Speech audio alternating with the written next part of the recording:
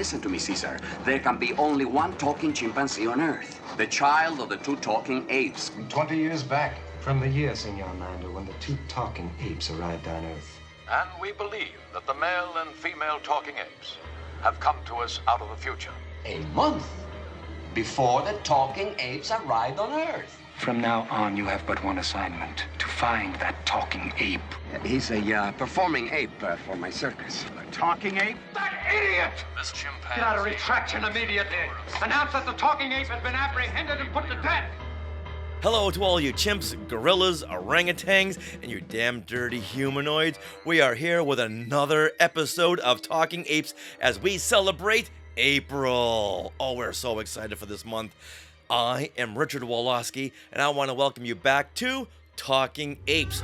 This is your Planet of the Apes podcast, where over the last 9 years, we have broken down the live-action TV shows, the animated TV shows. We've talked to actors, authors, and the fan community. And we've also broken down scripts, unproduced scripts. We've done so much over here at Talking Apes.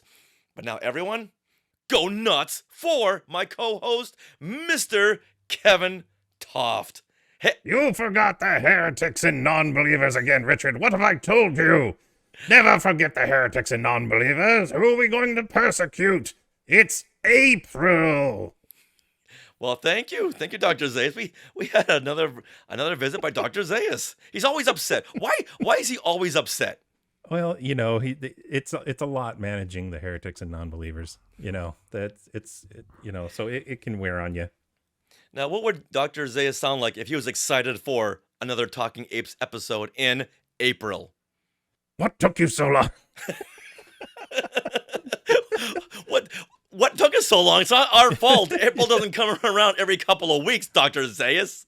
Just adjust the rules and move the calendar like we do. We write the rules in the scrolls. We can do whatever we want. Oh, yeah. Every day can be APEril. We've been talking about this since what? Last September? And you're telling me this now, Zayas? One too many banana daiquiris. This would work even better if you had a Dr. Zayas mask you can take off and on. I know. I'm going to see if I can make that happen. Okay. All right. There's a promise there. All right. Kevin, are you still excited about APEril? Oh, yes. And very excited about today's interview. We're so excited to be able to interview Jason Young today. He is here to celebrate APEril with us and break down these records and book sets and tell us about his book series, spotlighting nostalgia. Yeah, of course, if we're going to talk nostalgia, you got to talk the apes. And today we're going to really focus on his book called Power Trip, all about the Power records. And these are the records that, if you grew up in the 70s, you had these books. Not only did they do Planet of the Apes, they did Spider-Man and Batman and superheroes, and they did some Star Trek ones. I'm excited to learn that these even existed. I think it's amazing. And the way that Jason speaks about them and covers them, it's quite fascinating. It probably maybe more exciting to me now than it might have been then, possibly, because they're kind of like time capsules. They're little bits of history. Oh, very much so. I think they're fantastic. All right, now let's share this really fun conversation with author Jason Young. Planet of the Apes. A rifle shot in the Stone Age? The primitives are being hunted down by gorillas on horseback. Suddenly, the spectators become part of the hunt. Look out! They're after us, too! Dodge! Ah! Landon, this is madness! When we were kids, we couldn't watch or rewatch any of the Planet of the Apes films whenever we wanted.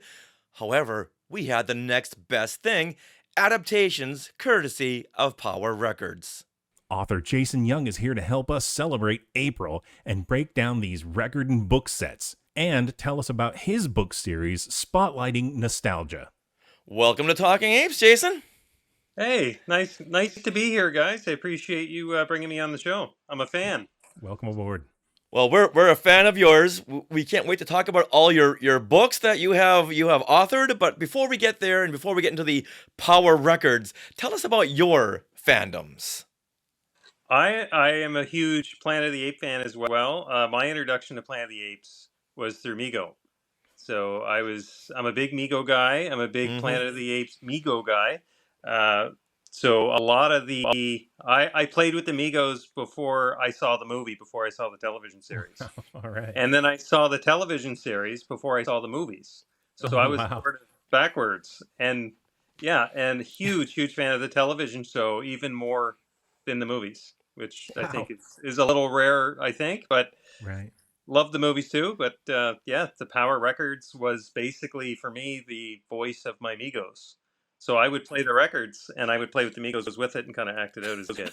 I think for most people that got into Planet of the Apes, people of our age, through the Mego toys, and then Yeah. like, wait a minute, there's a TV series based on the toys? Okay. Yeah, And then exactly. every Saturday or Sunday, the CBS mid-morning movie would be one of the Planet of the Apes films, which were That's always exactly it. fun. But it's like, wait a minute, there's way too much politics here. Let's where's Pete and Alan? Get Galen in here. Yeah, Too that's right. heavy. Exactly. These toys are so great. They made movies out of them.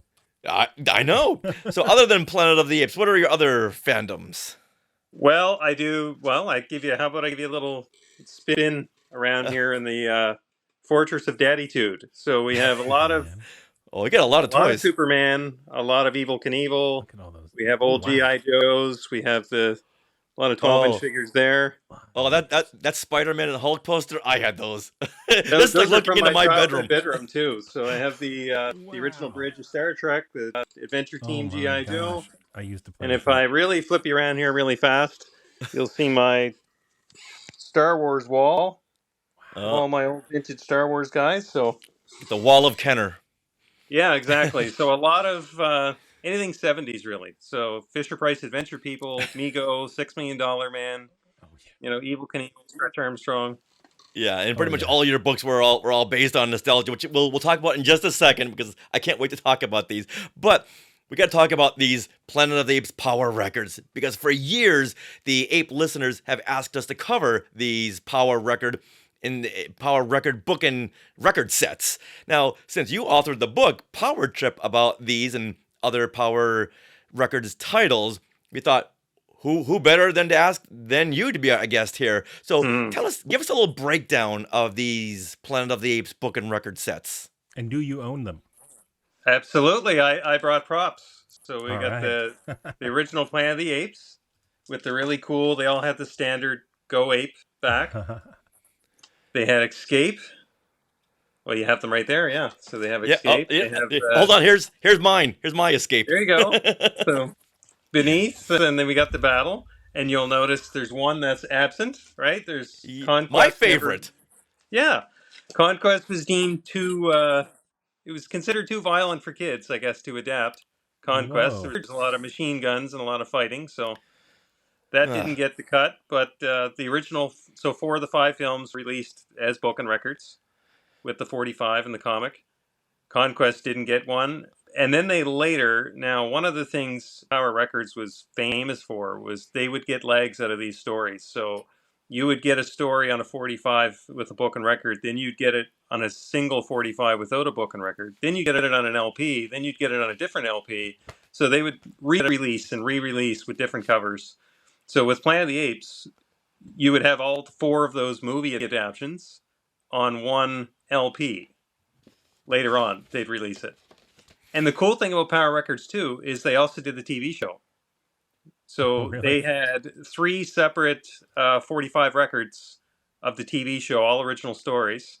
There you go. There they are there. And then later on, they would release those 3 on an LP with a 4th story that was original to that LP. So it was have those 3 rehashed stories and then a new one. Okay, so the stories on these 3 records are Battle of Two Worlds, Volcano, Mountain of the Delphi, and Dawn of the Tree People. Yep. Those weren't episodes of the TV series. They were original stories. They're based on the TV show. Okay, just using those characters and situations. Using the characters, right. Okay, all right, I got it. Yeah, when I was doing research, it's like, wait a minute, what goes where now? And I kept seeing these were from the TV series. They never, in any description I ever read, because I haven't read your book yet, I'm sorry, and they never said based on the characters and situations of the TV series. That's where I was getting confused. Yeah. And for people who listen to a lot of the Power records and remember, and if you had a Spider-Man one, the voice of Spider-Man also did Peter Burke, which was kind of cool. Oh wow! You can hear Spider-Man when Peter Burke is talking. That's my favorite Power records. That's Spider-Man.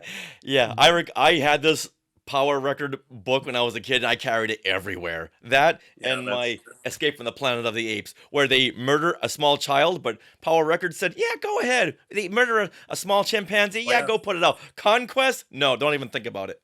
You should see the Man Thing, the Man Thing Power record. There's a suicidal clown in the comic book.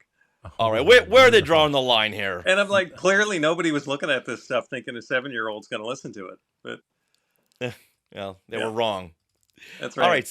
So for these Power records, these you could read along, and the dialogue and the narration was all on the record. So it really was like every line of the record you could read along with these books. That's right. Now, none of these featured any of the original cast, right?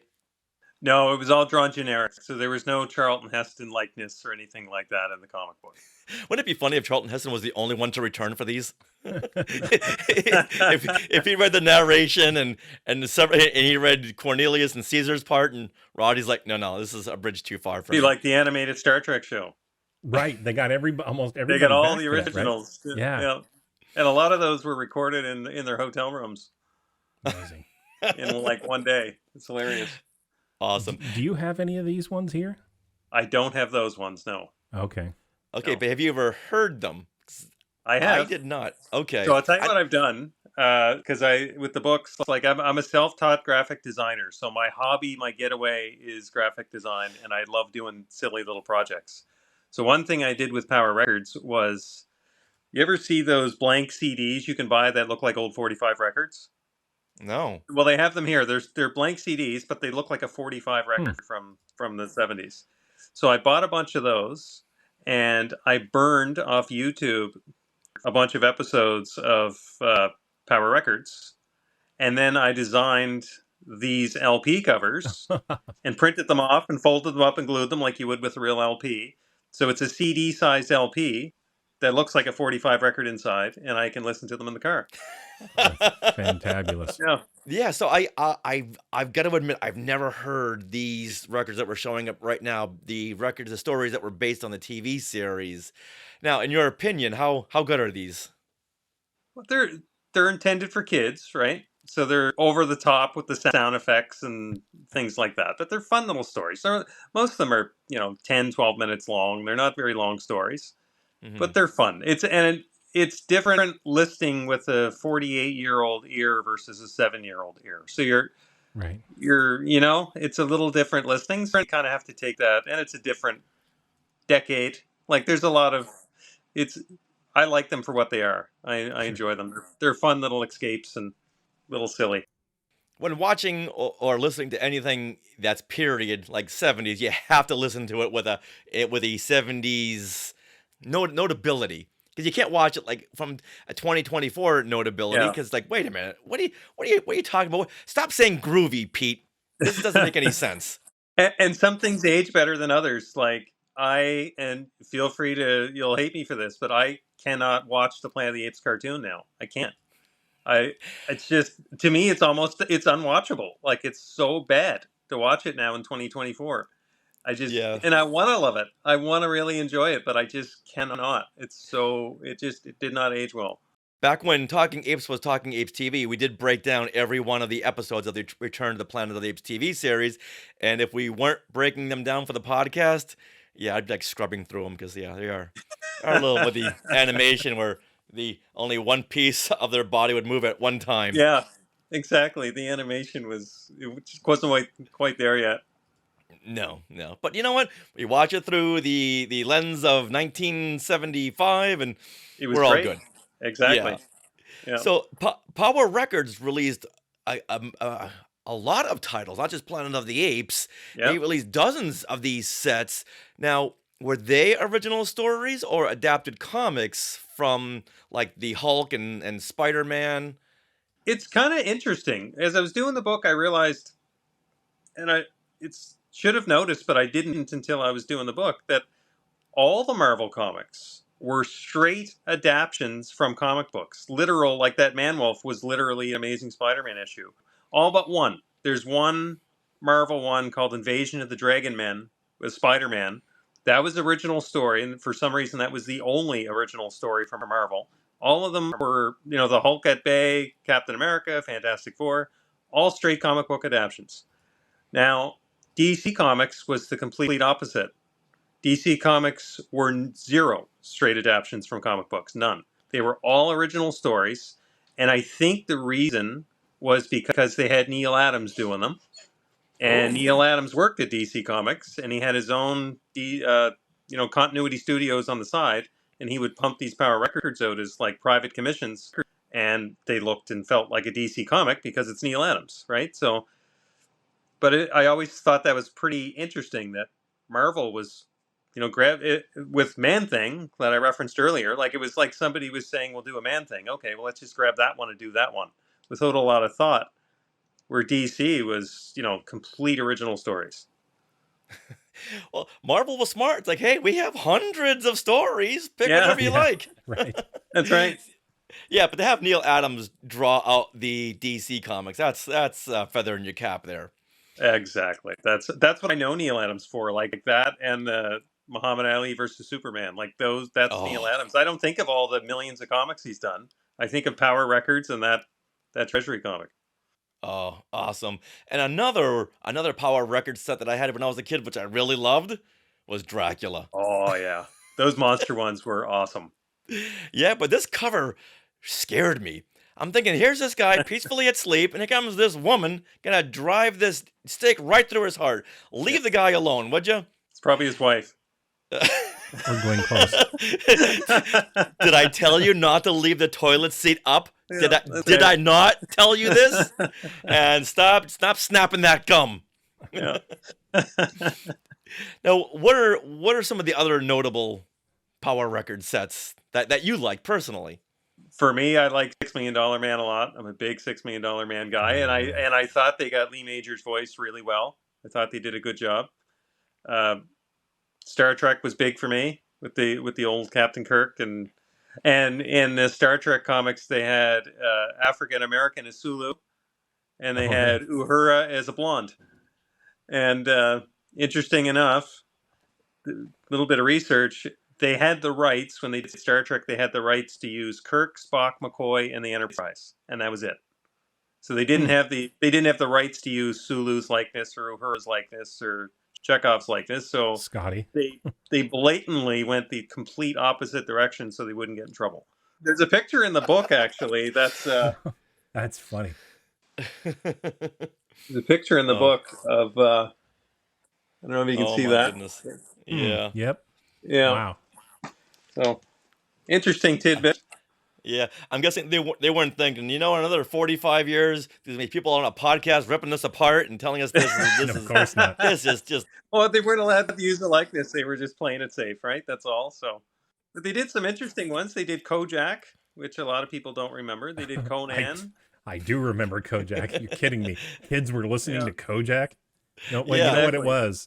It was the Tootsie Pop. It was the... Right, that was the kid appeal with. Yeah, exactly. right. Yeah, but on a record, you couldn't really hear it unless you went. Right. How many of these book and record sets did they have? So they had different variations, right? So they had the standard book and record 45 of the comic book. I think they did about 30 of those. They had the LP. So they had an LP record that was a book and record as well. I think they probably had about a dozen of those. And then they had the single 45 records with no book. So just the 45 with the sleeve. And they had the LPs with a book. And I think they had about 30 of each of those. I never sat down and counted, but it depends to me, it depends how you count, because is it an original? Do you count it as two if it's the exact same record with a different cover? Because they did that a lot too. Oh, okay. They did the whole repackaging, rebranding. They repackaged a lot. So you would see the same story. Like when Star Trek the Motion Picture came out, they repackaged the original series stories, which were all original stories. And they just gave a cover with Star Trek the Motion Pictures. And it's the stories, and they released it like 4 different ways. It's Yeah. a collector's dream when you have variants like that, Yeah, right? exactly. They love the variants. Yeah. Were there any notable cast members in the voice cast of any of these record and book sets? No, a lot of them were just generic voice actors of the time, and no famous voice actors. There's one notable, and I don't know if he qualifies. I shouldn't say that, but he's known for actually a friend of mine, Brian Washington, who's a huge collector, is provided a little chapter on the actual voice actors who played it. But Peter Fernandez, you know, Speed Racer. Oh yeah. Oh yeah. So Peter Fernandez voiced Speed Racer, and that was the voice of Spider-Man. Uh-huh. Yeah. Oh. But I think he's the only one you would recognize of the names, but have managed to track down a few of them and note them in the book, which is nice. Did they ever try to sound like, you said the Lee Majors one? Yeah. It was a pretty good sound alike. Yeah. But was there any of the other characters, Kirk or any of the They other tried. notable? Oh yeah, they tried. And but you could tell it wasn't them, right? You could tell Right. it's somebody just trying. But probably like if we were I'd trying. rather have them try than come up there and go, "Hi, I'm Captain Kirk." Right. You know, Well, it's just like the Return of the Planet of the Apes TV series. How those actors, I don't think they ever watched any of the movies or TV shows because they didn't even try to sound like the apes. No, they were And sounding like the Hulk. they sounded like someone in a recording booth just recording their lines. You go, oh, wait, this is for Planet of the Apes? Well, why didn't you tell me this? I would have changed my voice or stick some latex on my mouth so I sound like an ape from the TV series. Because if you didn't have that little bit of a muffled sound, then you weren't an ape. You weren't an original ape. That's right. So I thought maybe you look down the credits of these Power records. You're like, wait a minute, James Earl Jones, Morgan Freeman, what? Right, yeah. No, nobody like that was on there. No. All right, now let's move on to your book series. Now you've written 5 books on nostalgia, correct? That's right. Yeah. All right, so let's go through these. The first one was the wonderful artwork of wax papers. So take us through this one. Sure. So my first one, wonderful artwork of wax wrappers. I went down this rabbit hole as a collector. So I don't know about you guys, but as a collector, I find I go through phases where I'm like, I latch onto something and then I'm collecting it and then I kind of phase off of it for a while and then I latch onto something else. So I went into this. How it happened is I had moved rooms where my man cave is here. And while I was decorating, I started to pull out some of these wax wrappers. And I said, these would look really cool in a frame. So I framed a few of them up. And there's an original Planet of the Apes wrapper. And I'm like, this looks really cool to hang on a wall, like the old wrappers. So I've got a ton of these hung up on the wall. And then I started going on eBay and collecting them. And then next thing you know, I said, I'm going to make a little book for my brothers, you know, as a Christmas gift. And I was probably about 70% done this book when my wife said, that looks like a real book. Like it looks like you could sell that. So for fun, I said, this is right during COVID when the kind of the world shut down. And I went from, you know, coaching the basketball team and running around to just sitting at home doing nothing. So I said, just for something to do, I'll see if I can sell a book. So I finished it. I self-published. I had no idea how many to do for a print run. So I ordered like 200 books, hoping they wouldn't sit on my floor for the next 10 years. And they sold out in less than a week. So wow. I've done 5 print runs of this book. They've sold out every time. So I said, hey, I think I'm on to something. So I enjoy doing it. So that was that book. Did really well. I've been kind of pestered to do another print run, and I haven't pulled the trigger yet just because I don't want to go to the well too many times. I've had 5 sellouts, and I don't want to assume a 6th will sell out. So right. The inspiration for your books is your wife. Absolutely, 100%. Yeah, absolutely. If she wouldn't have made that comment, I wouldn't have even gone down this road at all. So, no? Okay. Yeah. Well, just seeing this cover, it's like, oh, that is so nostalgic. I had that. I had that. I had that. I had that. Yeah. I had that. And just the Star Wars wrappers, being someone who would never throw away anything that said Star Wars on it, Yeah. I've got stacks and stacks of these wax wrappers saved. And most people didn't. Most people didn't. Like, right. Guilty. Sort of the focus on the wax wrapper and not the card was because most kids tossed it away, kept the cards. You'd rip the wrapper, throw it away. You might keep one, you throw it away, and you save the cards. But the second you see these, boom, you get those nostalgia buttons. I had that, right? And that's during such a weird time with the pandemic. It was nice to have this in your coffee table, pick it up, and just kind of escape for a minute and say, I remember buying those and trading those in the schoolyard and putting them in the tires of my bike. And You put those on any coffee table, people will be fighting for it because they want to revisit their childhood. And I remember getting an iron and ironing the wrappers just so they'll be a little bit more flat. They're easier to store, but that would melt all the wax. It wouldn't harm the image, the paper, but it would melt the wax. Like, oh, okay, I want that waxy feel to it. Yeah.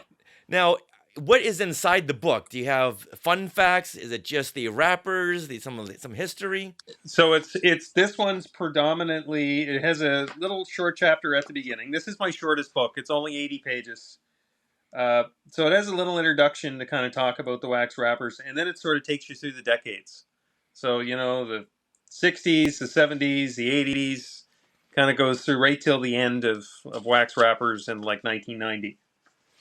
But of course, I have to have the Planet of the Apes in there. Oh, there you go. That's a good image. I saw you guys had Gary on the Gary Girani, yeah, and he did a lot of these cards, most of them actually. Yeah, we had a good discussion on how he wrote these cards and what he used and such. So just talking about Topps cards, it's like, okay, how many days do you have to spend because so many memories come back? Oh, it was amazing. And I talked to Gary a few times on the phone over the last few years, and I actually got his book. I got all his books, but this. Those are a fun read. Oh, definitely, yeah. What is the earliest what's the earliest wrapper you have, and what's the latest wrapper that you have in your book? Oh, boy. Earliest, looking at my wall over here. I'm looking at some creature features there. Features there for sure. 1973. Let me see. And I'm seeing Alf. We're looking 86. Welcome back, Cotter. I'd say probably 66. Batman is probably the...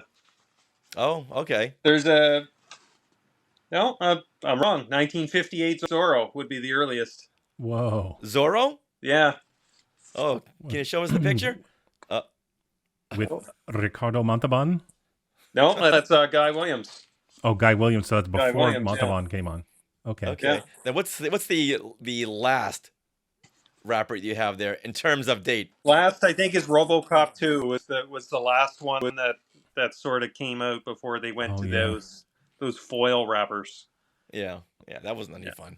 Yeah, and I've noticed that the Topps is still putting out some nostalgic type of Topps cards, and I've never really picked any up, but I should, just because it's like, wow, this is nostalgic, but instead of being 25 cents, they're like $15. Yeah, exactly. And I think Stranger Things recently had those too. No kidding. They had retro cards, and it had like that cardboard back, like the really old school, intentionally old school, and some of them were even like cut off at the top, like intentionally, just to give that 70s feel. Yeah, I asked Gary about that. Like, why did they rush these cards out? Is that why they're all kind of miscut and the color separation isn't always there? Awesome. All right, so your next book, An Old School Halloween. Oh, yeah, old school and Halloween. Yeah, you got my attention.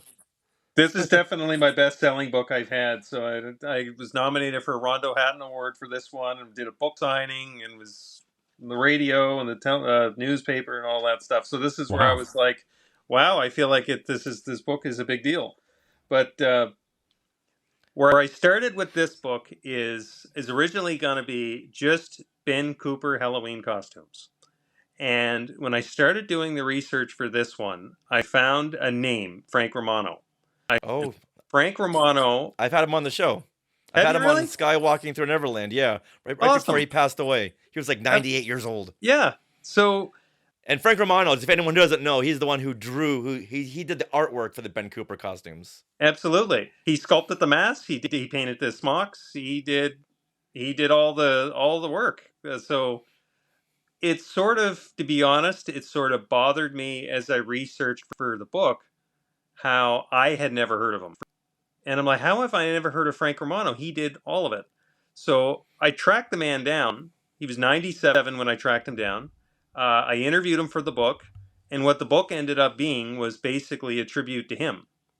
So it's nice. more, so it's the initial chapter in it is actually named Who is Frank Romano? So Behind the Mask is the first one. And then it goes into, it's the artwork of Frank Romano. So I got a whole backstory and how he got started at Ben Cooper's, factory, how he did the artwork, the whole story, firsthand. And such a humble, nice guy. He's a sweetheart. Yeah, so and it was sort of almost lost on him the impact that he had. Like, his son had said, my dad had an art show, a private art show, every October 31st in every neighborhood in North America. And he's right. He's right. 100% right. Like the quote's on the back of the book, but he's absolutely right. And so this very much became not a Ben Cooper book, but a Frank Romano book. Oh, and that's so, great.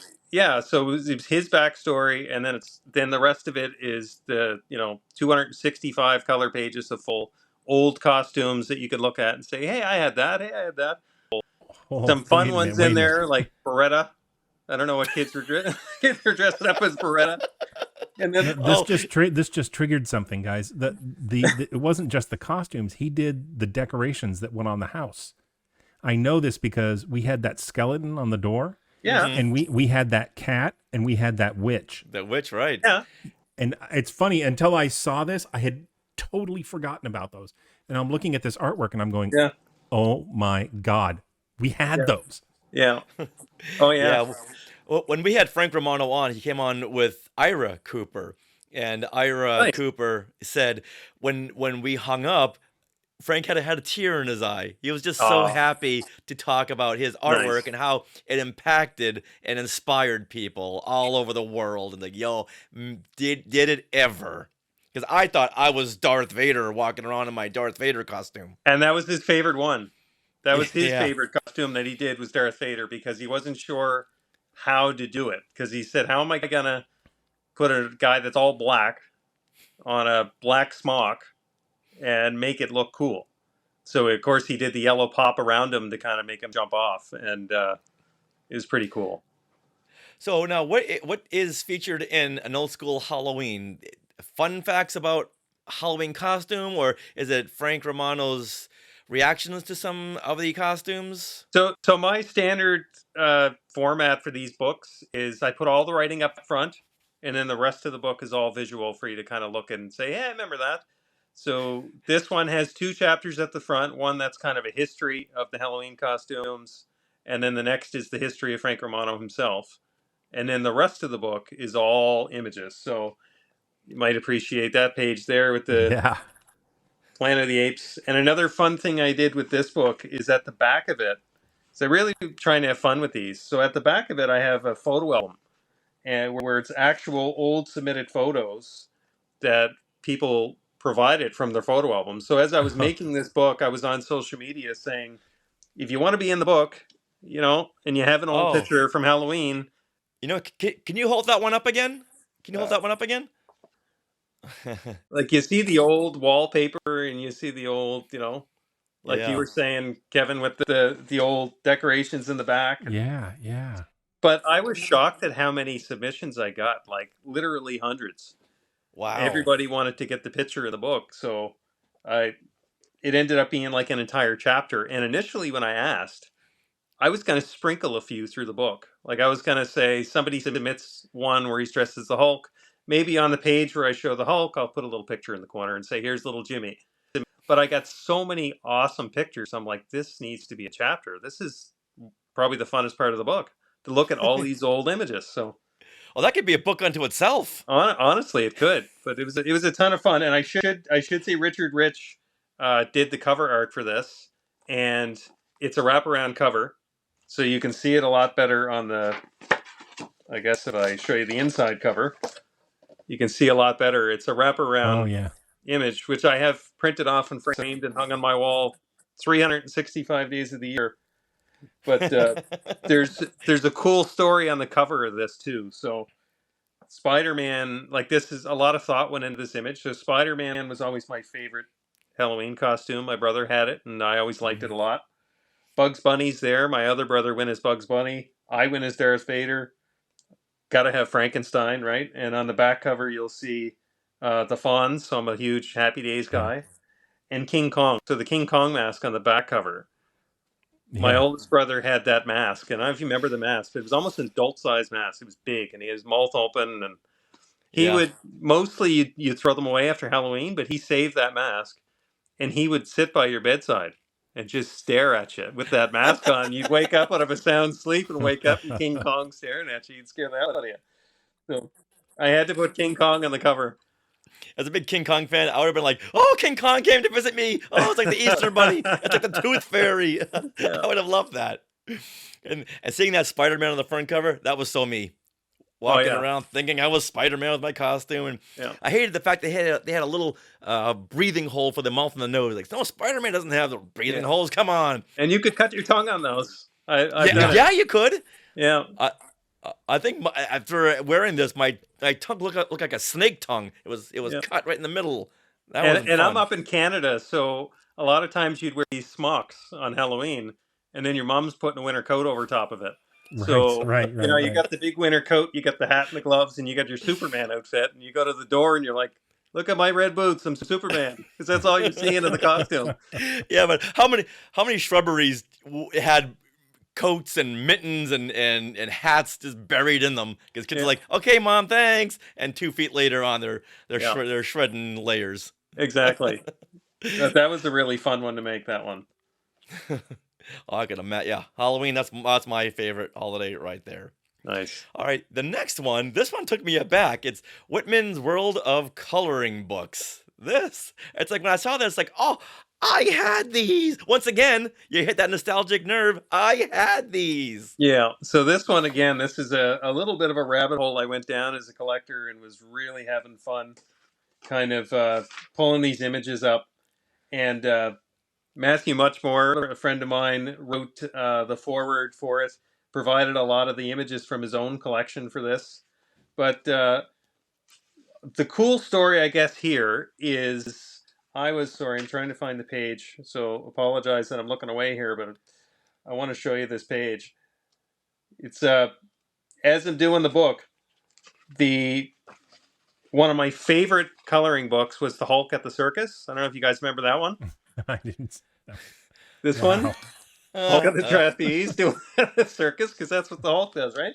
And anyway, I was at my local comic store, Strange Adventures, and he said, I was telling him about the latest book, because they're big supporters of my books, and he said, "You have Owen McCarron in the book." And I said, "Why would I have Owen McCarron in the book?" I don't know if you guys remember Marvel Fun and Games. You remember those? Sounds familiar. So they had comic books that were basically fun puzzles and crossword puzzles, but it was like Spider-Man, Ghost Rider, and so Owen McCarron did that Marvel comic, series, but he also drew coloring books for Whitman. So he had done this Hulk issue and a few others, and the Spidey one that I love with the robot, which I think is up over my shoulder here by Evel Knievel up there, hung on the wall. And he's from Halifax, Nova Scotia, where I am. So he grew up where I am, and I had no idea. So he made the book strictly because Cal at Strange Adventures filled me in.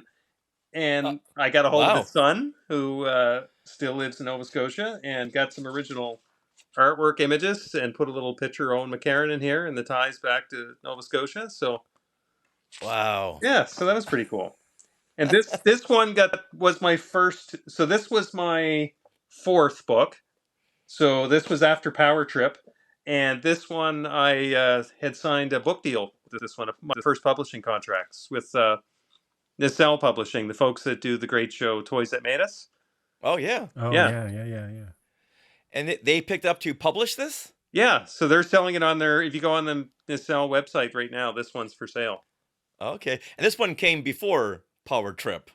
No, this Okay. one came after Power Trip. So after Old School Halloween, my next book was Power Trip. Okay. Yeah. Okay, I gotta fix my notes. Mhm. All right, so then speaking of the power trip, we talked about this one earlier. This Yeah.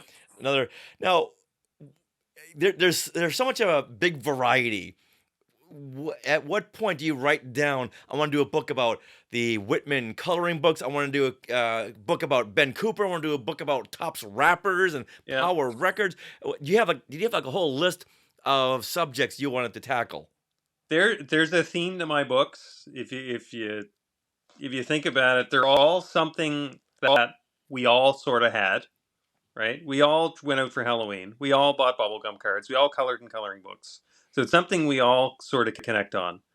And it hits the Star Wars fans, it hits the Superman fans, it hits the Star Trek fans. So it's cross licensed, sort of fun stuff.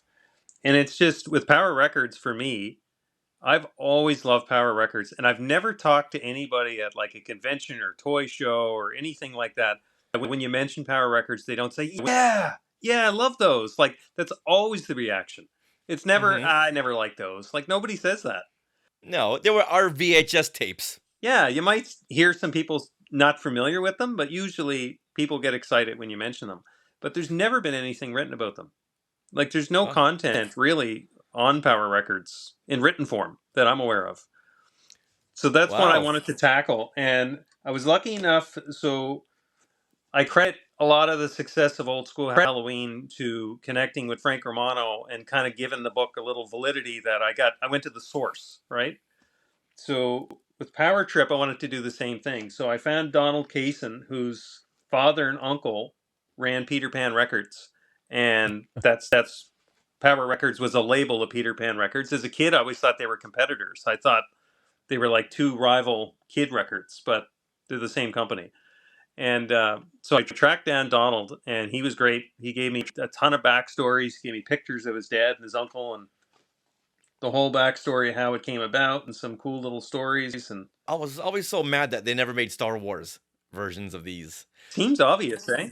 And it's mentioned in the book. It's mentioned in the book. So Oh, there you go. one of the two gentlemen that ran the company at the time hated the movie. He's the one. There's He's the one in always the whole one. world that There's didn't like always Star one. Wars. And on May 25th, 1977, he was fired. Yeah. But Disney had their own record arm that put out Star Wars book and record sets. Like, okay, if you guys don't want to do it, we'll call Disney? Okay, we'll start this connection right now. Who knows where this will go? Yeah, no kidding. Little did they know. Yeah, no kidding. So yeah, wow, I'm loving the research that you did on these books. But now your last book just came out a few months ago. Yeah. And that was Lunchbox Memories. Oh man. So this one was, again, a lot of fun to do. So that cover art you're seeing there is done by a gentleman named Mark Spears, who is now doing covers for DC Comics. The new General Zod DC comic coming out. He has a cover for that. That's really cool. This he's got a lot of monster art out there, and he does his own monster bubblegum cards, like retro style bubblegum cards. Check those out. Those are neat. But he nailed the cover really, really well. And if you look at the front of the cover, you'll see the Hulk above, Right. right there. So if you flip the back of the cover, you'll see the back of that Hulk lunchbox on the back. So every single lunchbox you see on the front, like maybe a better example over here is the $6 Million Man in the corner. And then if you flip it over, the back of that $6 Million Man is in the corner. So it's. I remember all of I tried to make it look like a lunchbox the best I could, the front and the back. But so for this one, my source was Robert Jones, who worked for Aladdin Lunchboxes for a bunch of years and drew a bunch of the lunchbox artwork. Gave some really fun stories. Really fun one about Battlestar Galactica that was I thought was hilarious. Yeah, share that one. Yeah, so he did the artwork for Battlestar Galactica, and Starbuck didn't like his likeness. He said, "I don't like that. You're not." So the actors had to proof it and kind of sign off on it. So they actually flew him down to the set of Battlestar Galactica to sketch his image. And I guess he didn't really give them a great impression. He was a Hollywood actor, kind of hard to get along with, I guess. And Wow. yeah, it surprised me. What a But bummer. they weren't too happy with having to go back and redo it. And everybody else was like, "Yeah, that's fine." So what they ended up doing was they put his when they designed it. You know how you have the if this is the lunchbox, you have the bottom. They put his face on the bottom on purpose, so that when Oh, the kids set the lunchbox down, they're like putting his face on the pavement, right? And that was an intentional placement that they did, and I thought that was pretty funny. That is hilarious. Yeah. Yeah. gotcha. Did you ever react to that? Like, you know Oh, what? The first sketch was fine. yeah, exactly. But I look more like James Naughton, but I'm fine. That is right. So you got some pretty heavy hitters for your books. And how well, did you seek out their management, or did you happen to find them at a convention? no, usually it's either through social media or website or just through common research. Like I'm trying to find names, articles, and then I find a name and I just start asking questions. And I mean, social media makes it so easy to find people, Yeah, yeah, right? yeah. It's Uh, yeah, I find most of my guests through social media, just going out on Instagram or Facebook, and yeah, most times you get a pretty good success. All right, so now we'll put the link in the show notes, but where can we get your books, and what's the going price for these? so Lunchbox Memories. They're usually $25-$30, and so I have a social media handle, Old Times Digest, on Facebook, on Instagram, kind of on Twitter. I don't really. It's on Twitter, but I don't really do anything on Twitter. But Instagram and Facebook, you'll find me. Old Times Digest, and the website. You can throw in your link there. It's not an easy one to say. It's jyoung11 dot wixsite.com/ot digest. Okay, we'll put that in the show notes again, just so because people should get these books. They're just so filled with great memories, and the trip back to yesteryear. What was some of the hardest research that you had to do for your books? Oh, easily the hardest was Whitman Publishing trying to research the history of that company. There is such a confusing, contradicting information on the internet about the history of that company. And they're still around today, but they sell coins. Like they sell for coin collectors, the little sleeves you put the coins in. Uh huh. They sell those, but that's technically what the company does today. So they've gone through so many different owners and so much change, and they had a deal with Golden Books, little Golden Books. They had a deal with Oh, those wow. guys, and but just very convoluted. Very this person sold it to this person, sold it to this person. They changed to what they were doing. Now they're doing colored books. Then they sold it out. And now they're doing coins, and I that was a big challenge just trying to get that on paper, like without just having somebody read it and say, "What? What are you saying?" So that was a Yeah. bit of a challenge. Yeah, I know how it is when you're doing for my books today in Star Wars history. Just you can go down a rabbit hole to find one piece of information that later on you cut out of the book. Yeah. That's always heartbreaking. The other one too. I mentioned my friend Brian Washington earlier. I was having a bit of trouble finding. I wanted to get the voice actors in the Power Records book because one of the things uh, when you look at Power Records, they don't credit There might be two albums that I found where they actually credit the voices, and everybody's always like, "I wonder who did those." Like, I'd like to hear it. Like, I Yeah. like this. I like to look up like the old Super Friends and see who did the voices and say Right. she actually looks like Wonder Woman a little bit. Like, you know, but nothing about Power Records voices. So Brian knows everything about that. So I said I started asking him. And he started giving me the information. I said, "You want to just write the chapter? Just you do it because you know everything. I'm just going to be regurgitating what you're telling me anyway. This way, you get to write the chapter and you're in the book." Wow. How far of a rabbit hole did you go down to try to find these voice actors? Because I know there's got to be contracts somewhere, some kind of paperwork. Yeah. Well, he was friends with Donald Kaysen, who's the son of the founder of the company, and had kind of the inside scoop. And he's probably the biggest collector of children's records I've ever known of. He's got a massive collection.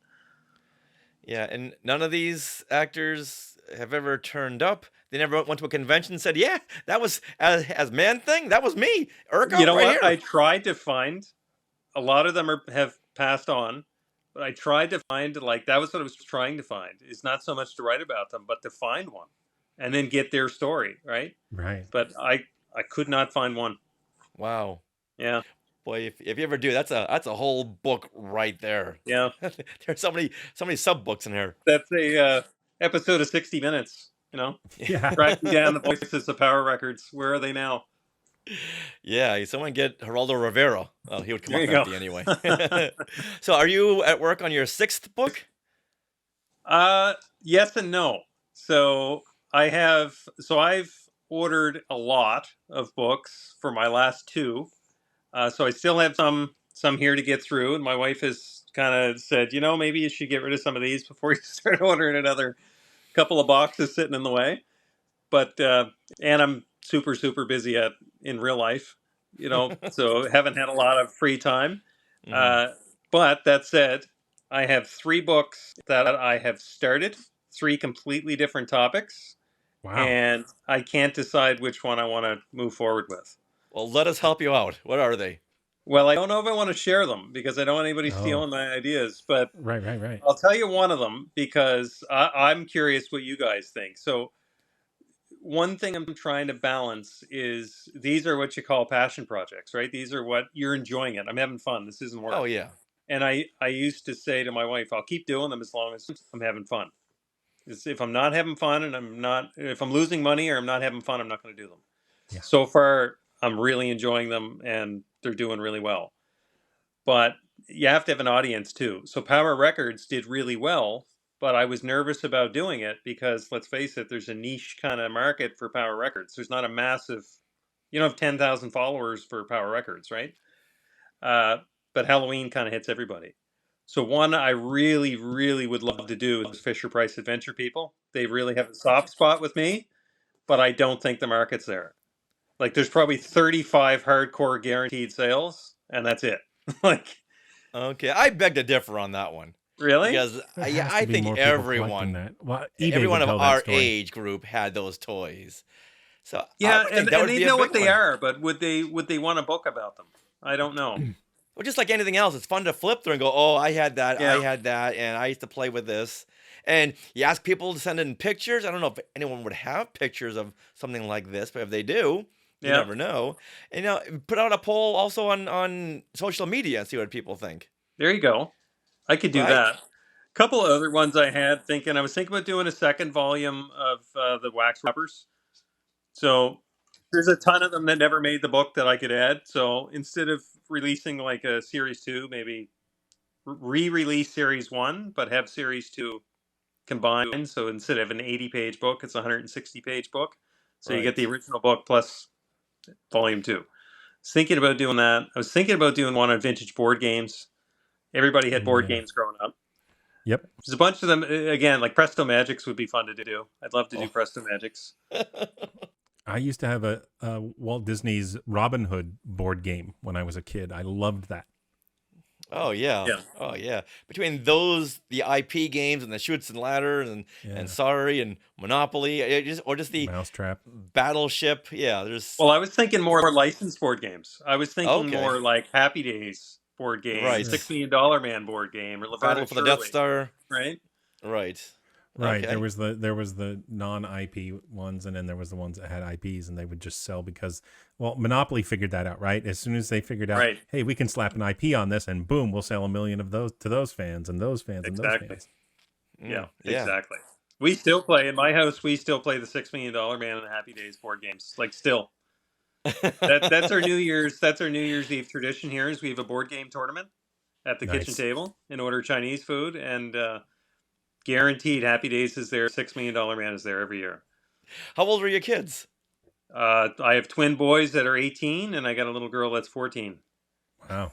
And how do they respond to this kinds of nostalgia? I'm not the cool dad because of it by any means. They appreciate it for what it is. They thought it was cooler when they were smaller, I'll say.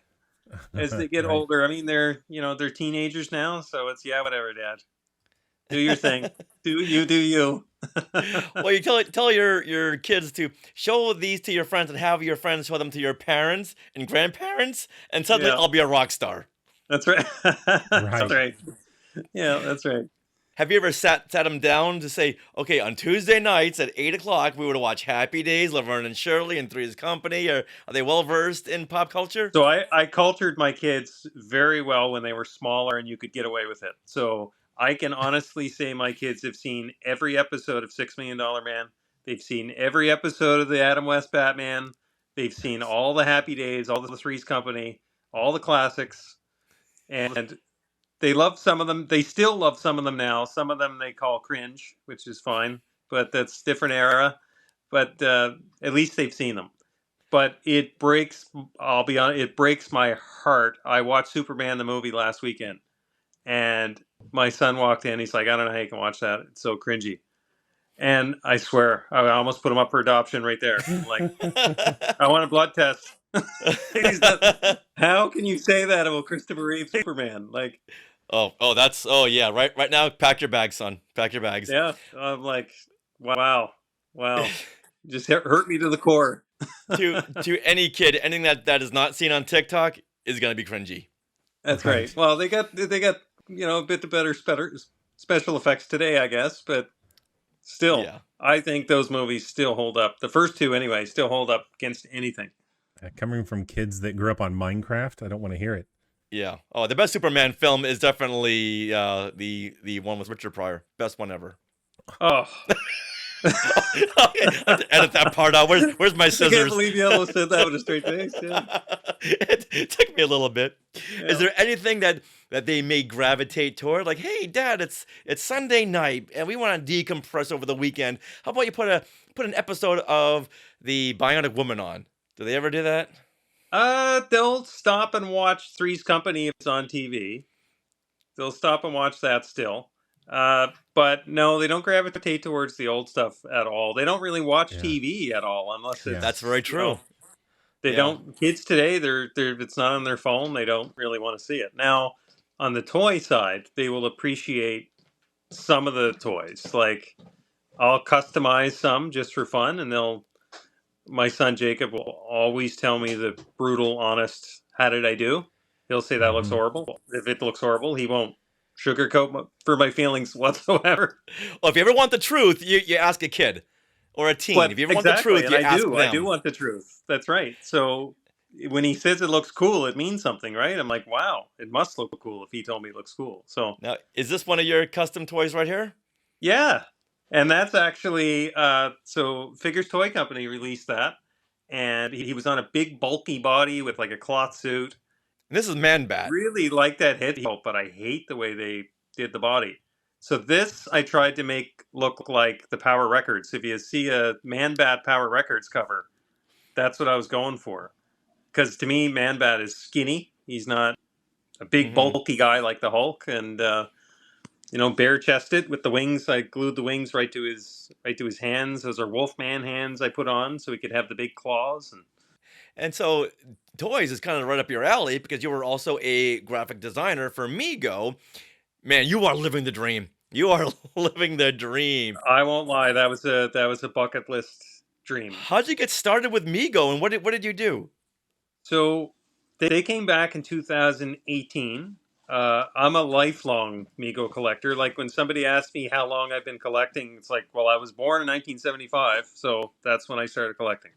I got my brother's hand-me-downs, and I've never stopped. There was never a period in my life I didn't collect Mego, ever. So we would have the Mego Museum, get to know all the folks.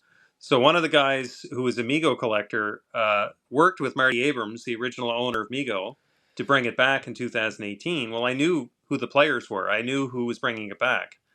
So I reached out and said, I do graphic design. If you guys need a package artist, pull me off the bench, coach. I'm ready to go in. Like, let me know.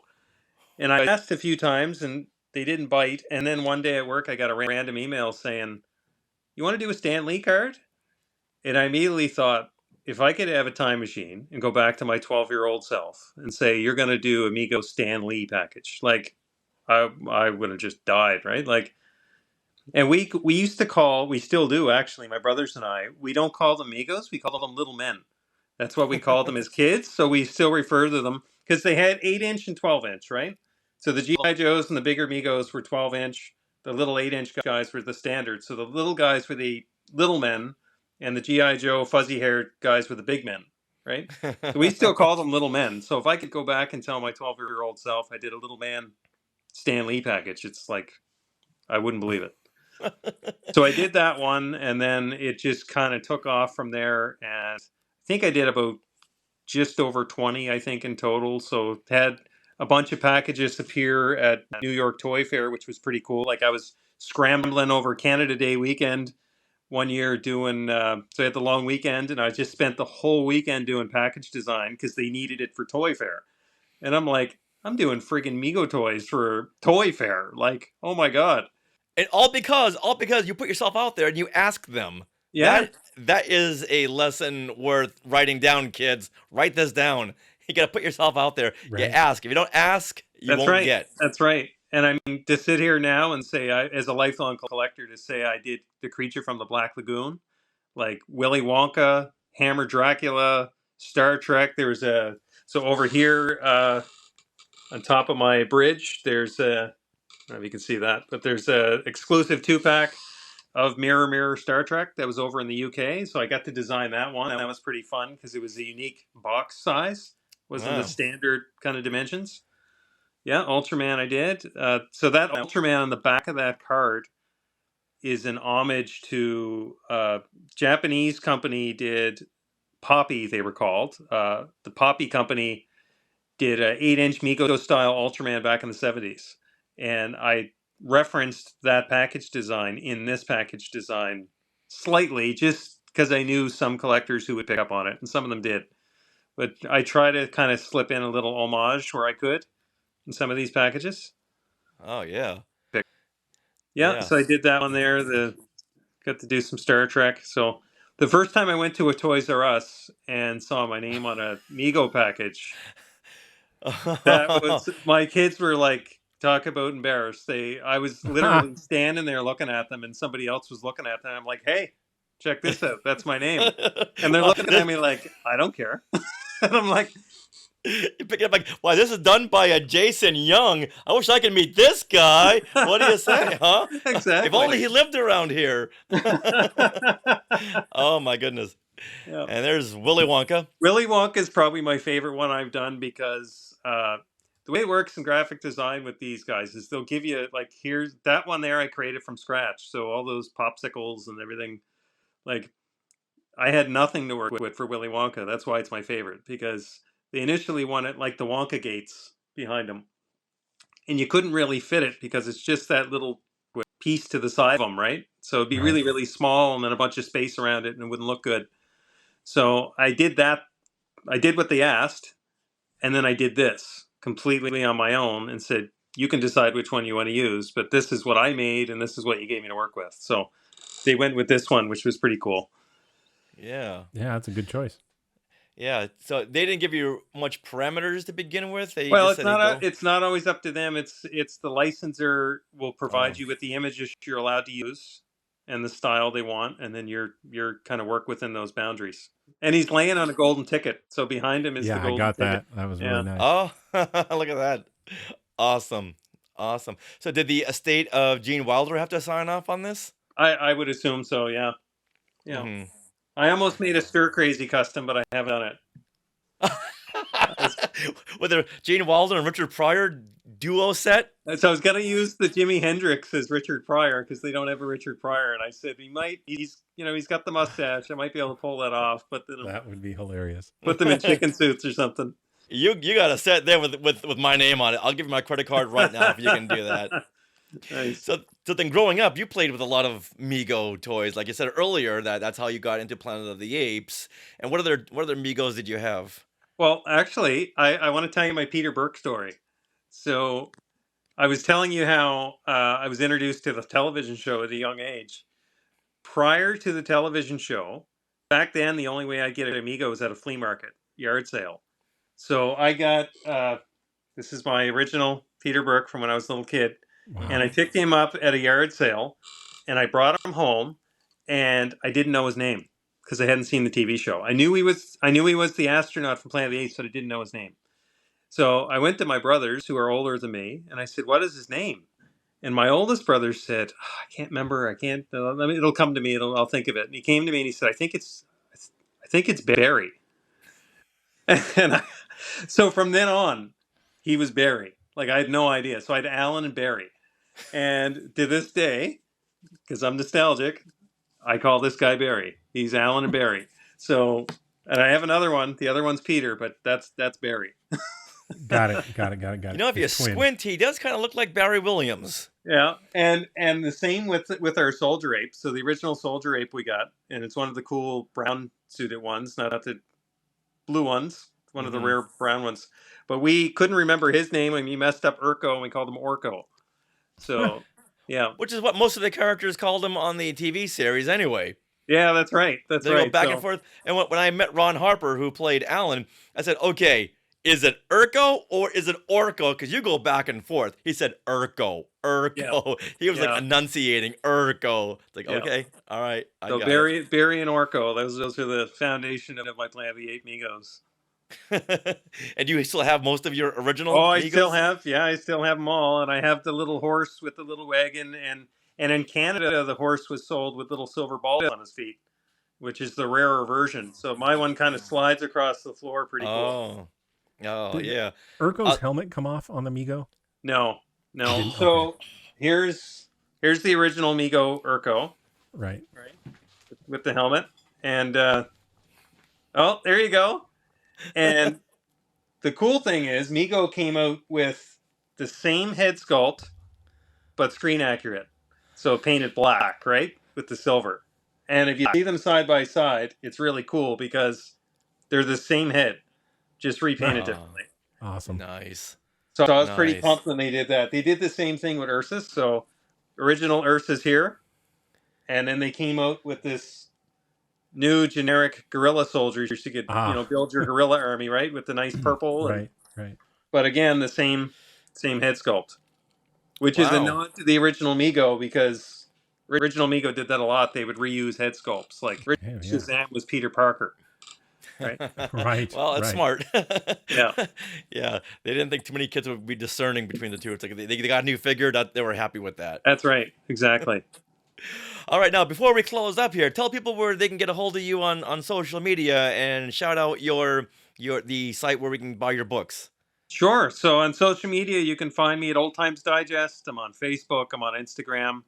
My website is jyoung11.wixsite.com/OT Digest. So that's a long one to remember. So find me on Old Times Digest and social media, and the link will be there. But I appreciate you guys having me on the show. It was a lot of fun. And prior to coming on, I sort of started to listen to some of your other episodes, and now I'm hooked. And I can't wait to hear Gary's. Oh, it was a lot of fun. A lot of fun. All right, now before we close out here, is there any kind of outro for your nostalgic book series? Come on, knock on our door. We've been waiting for you. I don't know. That one I'm gonna have to work on. I've been trying to market my little Boston Terrier puppy into my posts because he's pretty cute, and he might start being the mascot of Old Times Digest. Yeah, then you really got to work on an ending outro slogan. Yeah, I'll work on it. I'll work very into it. One thing I forgot to do is usually on a podcast when you guys are talking, I will usually kind of. Oh yes. Come on. Yeah, exactly. Just to see if anybody's paying attention. I do that sometimes too. Oh, believe me, we're paying attention. There you go. Heretic. This is my planet Earth 2,000 years in the future, and my civilization destroyed itself. Oh, Nova, you are what is left of the human race.